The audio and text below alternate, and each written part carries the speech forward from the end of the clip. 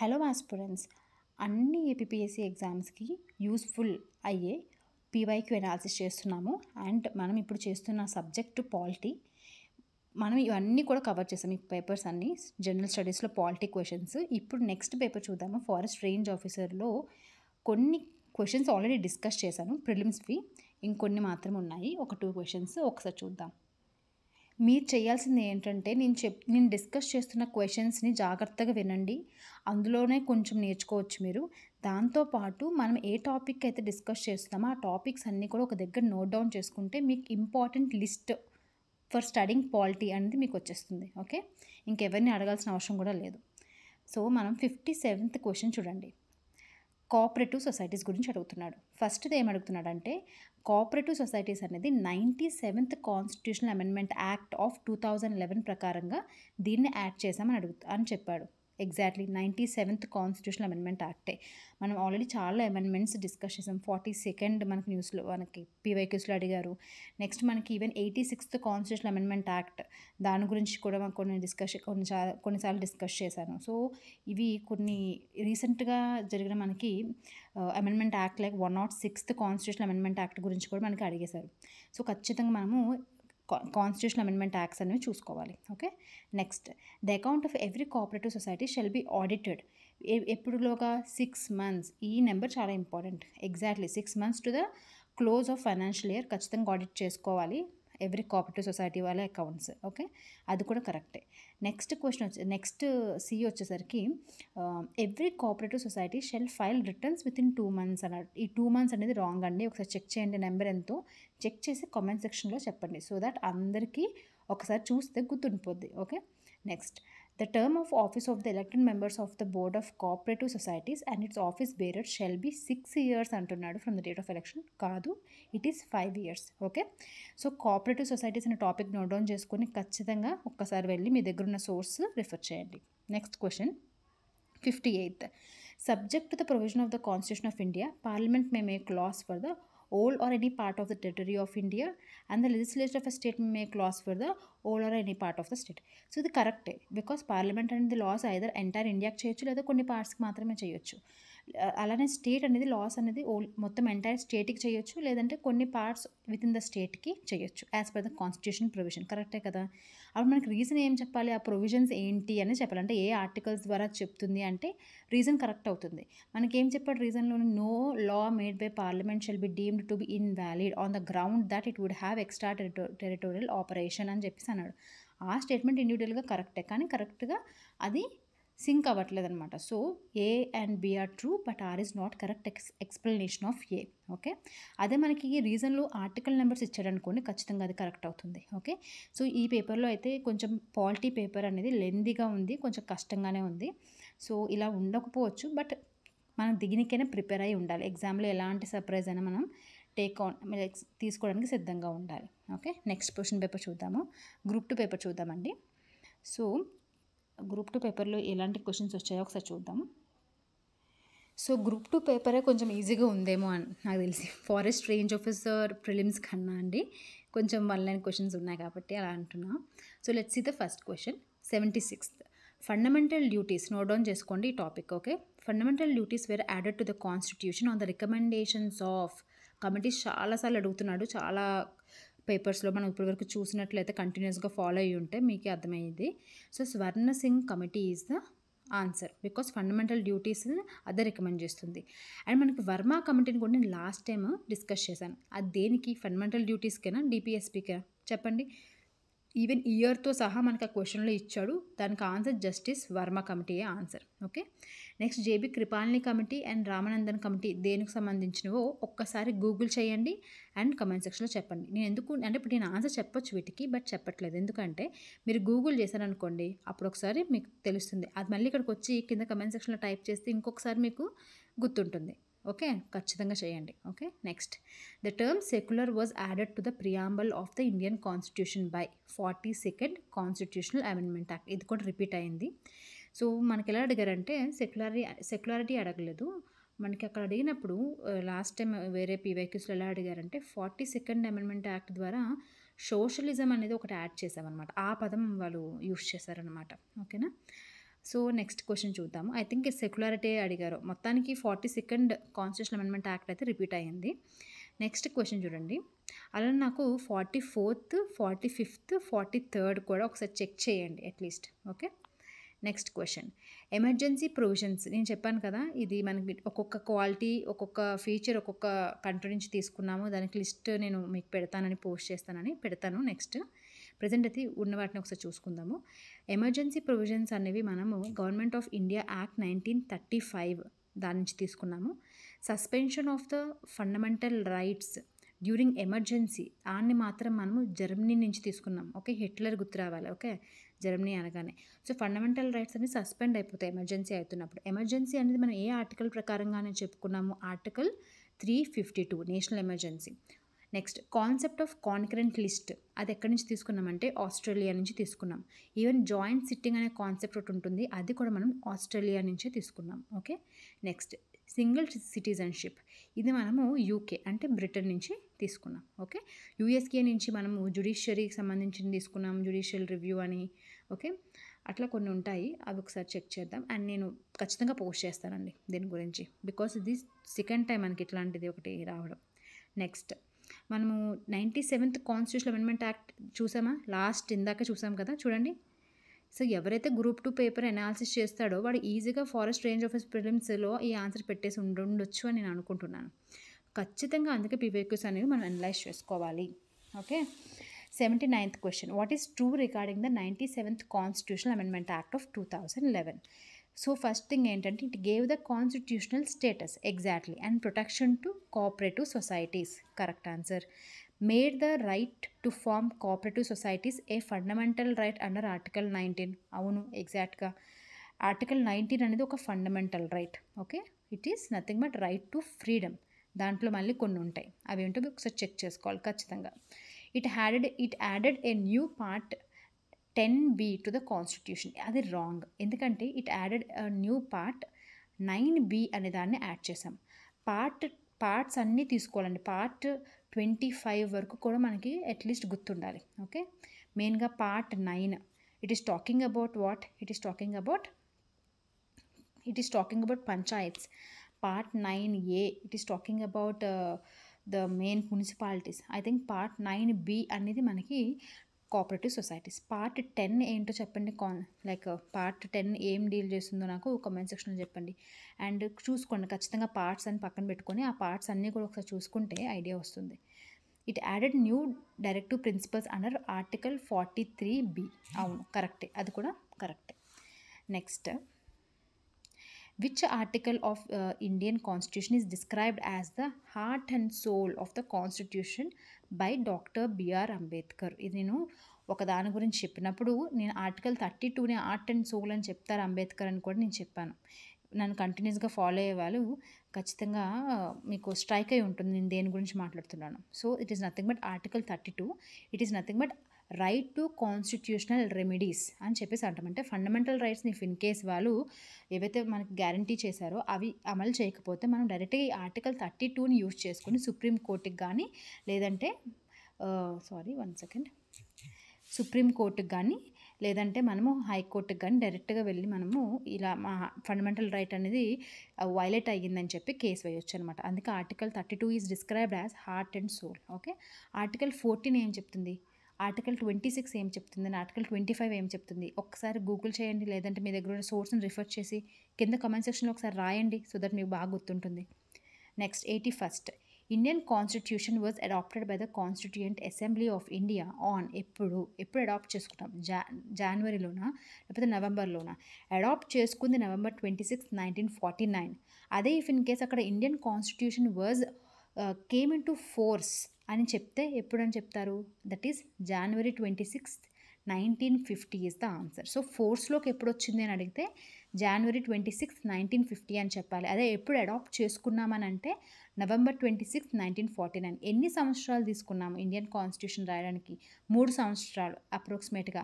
అంటే ఎగ్జాక్ట్గా చెప్పాలంటే 2 years 11 months 18 days.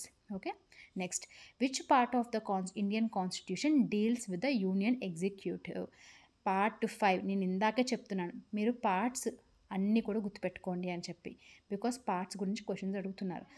Part 4 DPSP, part 7, part 6.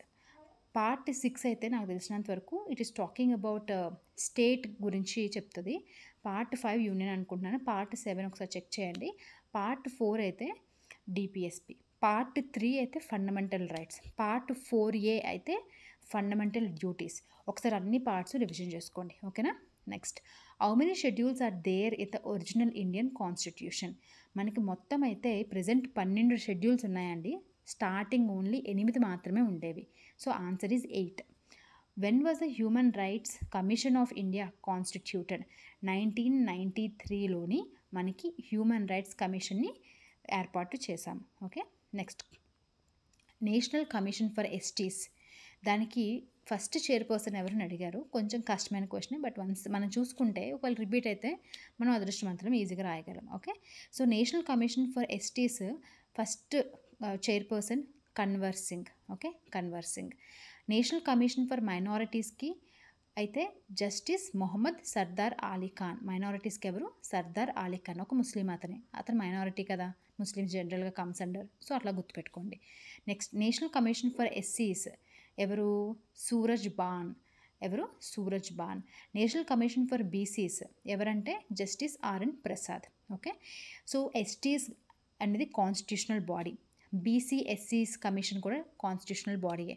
National commission for minorities constitutional బాడీయా లేకపోతే ఒక స్టాచ్యుటరీ బాడీయా? కమెంట్ సెక్షన్లో చెప్పండి. Which of the following statements are correct? Residuary powers of the legislation are included in article 248 of the constitution of India. కరెక్టే. So article కూడా గుర్తుపెట్టుకోండి, article 248. 2 2s are 4, 4 2s are 8, into 2 అని చేసుకోండి. ఆ number అట్లా వస్తే రెసిడ్యూరీ పవర్స్ అన్నీ కూడా మనకి లెజిస్లేషన్లోనే ఉంటాయి అని చెప్పేసి, ఓకే, అవి ఈ ఆర్టికల్ 248లో ఉన్నాయని ఒకసారి అలా ఏదో అట్లా పెట్టుకొని గుర్తుపెట్టుకోండి. Next, the union parliament has exclusive powers over any item not covered in the state or concurrent list. So అదేనండి రెసిడరీ గురించి చెప్తుంది. సో మనకి స్టేట్ లిస్ట్లో కానీ కాన్కరెంట్ లిస్ట్లో కానీ ఇఫ్ ఇన్ కేస్ కవర్ అవ్వకపోతే ఆ ఐటమ్ అనేది మనకి రెసిడరీ పవర్స్ కింద వస్తుంది, రెసిడరీ సబ్జెక్ట్ కింద వస్తుంది. ఆ ఆర్టికల్ ఏంటి? ఆర్టికల్ 248 చెప్తుంది దాని గురించి. అట్లా వస్తే అది యూనియన్ పార్లమెంట్కి ఫుల్ పవర్స్, 100% పవర్స్ దానిపైన లా చేయడానికి దానికి అధికారం ఉంటుంది. బెస్ట్ ఎగ్జాంపుల్ ఏంటంటే దానికి జనరల్గా మనకి డిజాస్టర్స్ని రెసిడ్యూరీ పవర్ కిందే చెప్తారండి. సో జనరల్గా అందుకే మనకి యూనియనే చేస్తుంది అనమాట, ఓకే. నెక్స్ట్ క్వశ్చన్ చూద్దాము. కోవారెంటో రిట్స్ అనమాట, దాని మీనింగ్ ఏంటి అని చెప్పేసి. సో కోవారెంటో అంటే మనకి ఏమొస్తుందంటే by what authority, by what warranty అని అర్థం వస్తుంది అనమాట. ఏ అథారిటీతో ఆ పని చేస్తున్నారు మీరు అని ప్రశ్నిస్తుంది అనమాట. ఎవరు అసలు ఈ రిట్స్ అనేవి ఎవరిస్తారంటే సుప్రీంకోర్టు ఇస్తుందండి and high courts.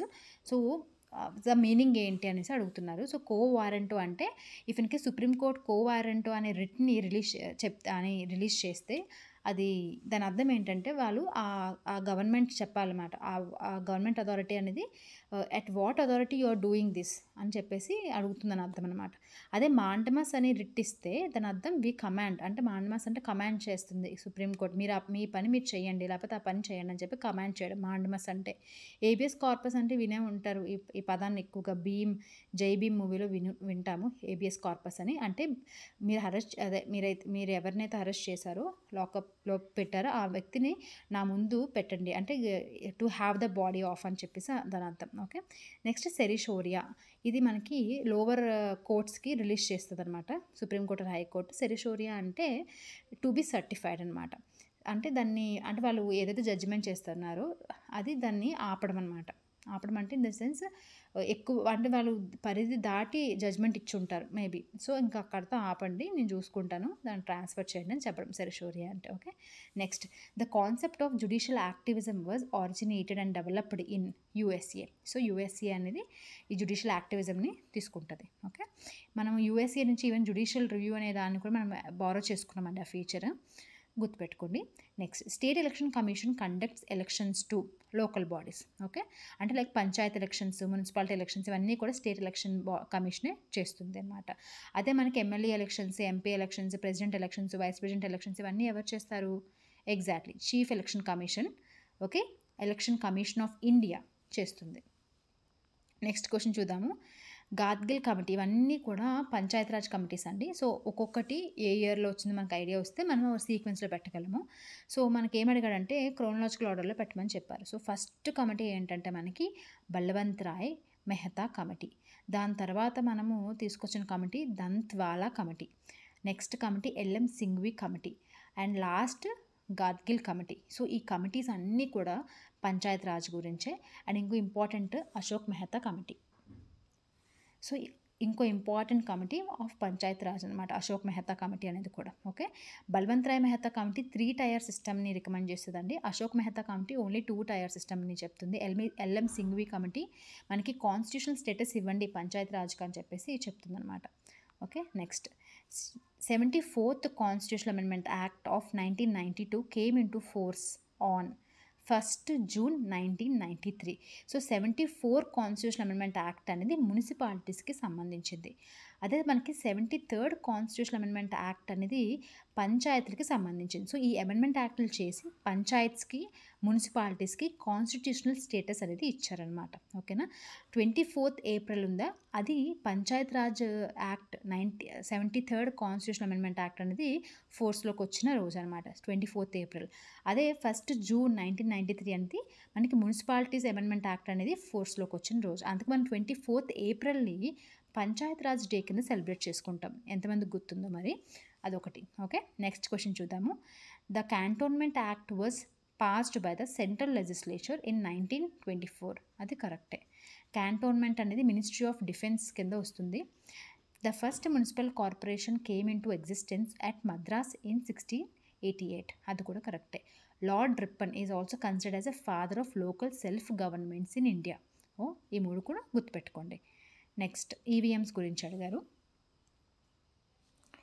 93rd question. Which of the following statements are not true regarding the electronic voting machines? So, EVMs were used for the first time in the entire state of Goa in the general elections to the assembly in 1999. కరెక్టా? కరెక్టే. So, 1999లో మొత్తం Goa state మొత్తం కూడా first time EVMs అంటే electronic voting machines అనేవి general ఎలక్షన్స్కి use చేశారు. ఖచ్చితంగా గుర్తుపెట్టుకోవాల్సిన fact. Next, EVMs were used for the first time on experimental basis in the selected constituencies in the assembly elections to the states of Rajasthan, Madhya Pradesh, Gujarat in 1998. ఈ statement అనేది wrong. Okay. So, ఎందుకు wrong అనేది ఒకసారి analyse చేయండి మీరు. Okay. నాకు ఎగ్జాక్ట్గా నేను అనుకోవడం ఏంటంటే స్టేట్స్ రాంగ్ ఇచ్చాడేమని అని నాకు అనిపిస్తుంది. ఆర్ లేకపోతే ఇయర్ కానీ ఒకసారి చెక్ చేయండి. Okay. 94th question. Which of the following constitutional amendment act? చూసారా ఎన్నిసార్లు అమెండ్మెంట్ యాక్ట్స్ ఇస్తున్నాడో. ఖచ్చితంగా ఇంపార్టెంట్ అన్నీ ఒకసారి మనం డిస్కస్ చేద్దాము. ఆల్రెడీ చూసుకున్నాం అంటే ఆల్రెడీ తెలిసిన వాళ్ళైతే ఒకసారి వెళ్ళి చెక్ చేసుకోండి నోట్స్ని. ఖచ్చితంగా అడిగే అవకాశం ఉంది.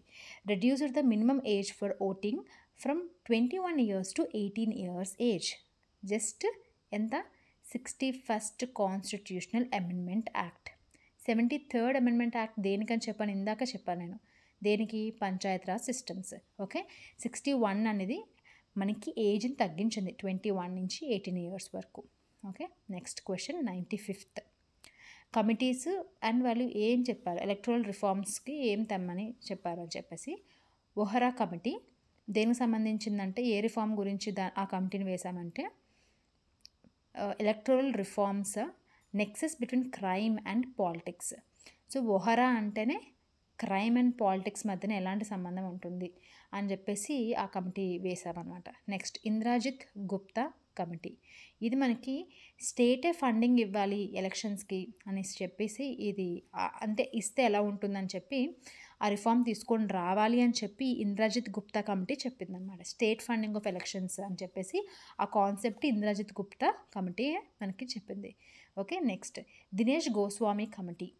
దానికి సంబంధించింది ఏంటంటే ఎలక్టరల్ రిఫార్మ్స్ కొన్ని మార్పులు తేవాలి, రిఫార్మ్స్ తీసుకొని రావాలి అని చెప్పి దినేష్ గోస్వామి కమిటీ చెప్పింది. Next Verma committee. Verma committee ఏంటంటే క్రిమినల్ లాస్లోని అమెండ్మెంట్స్ తీసుకొని రావాలి అని చెప్పేసి తీసుకొచ్చామన్నమాట. ఓకే. నెక్స్ట్ క్వశ్చన్ చూద్దాము. 96th. Which of the following are true related to election commission of India? So, election commission of India is a 3 member body? Exactly ఒక chief election commissioner ఉంటారు and ఇద్దరు election commissioners ఉంటారు. టోటల్గా 3 member body. It is a multi member body. యాక్చువల్గా starting election commission of India తెచ్చినప్పుడు it is a single member body. Question అడగొచ్చు, initially election commission of India is a dash body, single member body, 3 member body, 2 member body, ఇలా అడగొచ్చు. So it is a single member body ఇనీషియల్గా, but now it is a 3 member body. Next question, next option, the chief election commissioner is appointed by the chief justice of supreme court of India. ఇది wrong అండి, because chief election కమిషనర్ని president of India elect చేస్తారు.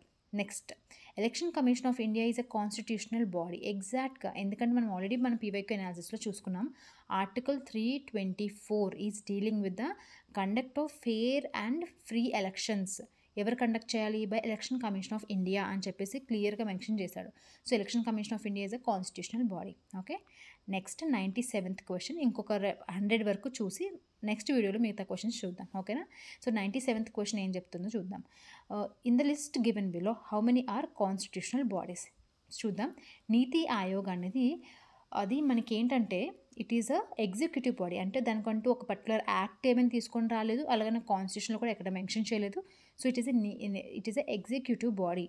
It is neither statutory body nor constitutional body. Next, national commission for minorities. నేను చెప్పాను ఇందాక చూడమని, ఎంతమంది చూసో తెలియదు, చూసుంటే ఈ పాటికి ఇది ఆన్సర్ చెప్పేవారు. నేషనల్ కమిషన్ ఫర్ మైనారిటీస్ కూడా కాన్స్టిట్యూషనల్ బాడీ కాదు, it is a statutory body. Special officer for linguistic minorities, yes, కాన్స్టిట్యూషన్లో మెన్షన్ చేస్తుంది, పర్టికులర్గా ఒక ఆర్టికల్ ఉంది దీనికి సంబంధించి, అది కామెంట్ సెక్షన్లో గూగుల్ చేసైనా చెప్పండి. ఓకేనా? Special officer for the linguistic minorities is a constitutional body. Next, national human rights commission. ఇందాక చదివాం కదా, హ్యూమన్ రైట్స్ కమిషన్ అనేది 1993 యాక్ట్ అప్పుడు తీసుకొని వచ్చామని చెప్పేసి.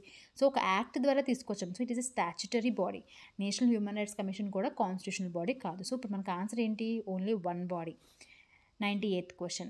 As per 91st Amendment Act of 2003, the total number of ministers, including the Prime Minister in the Central Council of Ministers, shall not exceed 15% of the total strength of the Lok Sabha.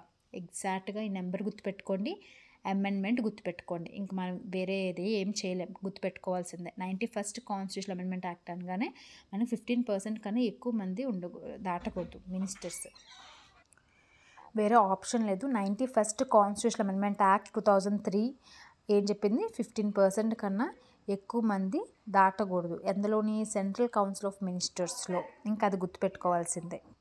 ఇంకోటి కూడా అడగొచ్చు, including prime మినిస్టరా లేకపోతే excluding prime minister అని. So including the prime minister, మనకి council of ministers అనేవాళ్ళు 15% కన్నా ఎక్కువ ఉండకూడదు. To the total strength of Lok Sabha, not parliament. ఇలాంటివన్నీ ట్రిక్స్ అనమాట, ఖచ్చితంగా ఇవన్నీ చూసుకోండి. Next, who described Indian union as a federation with centralizing tendency? Ivor Jennings. Okay, next 100th question. So ఈ రోజుకి ఫైనల్ క్వశ్చన్, 100th క్వశ్చన్ అండి. The power to increase the number of judges in the supreme court of India is vested in parliament is the answer.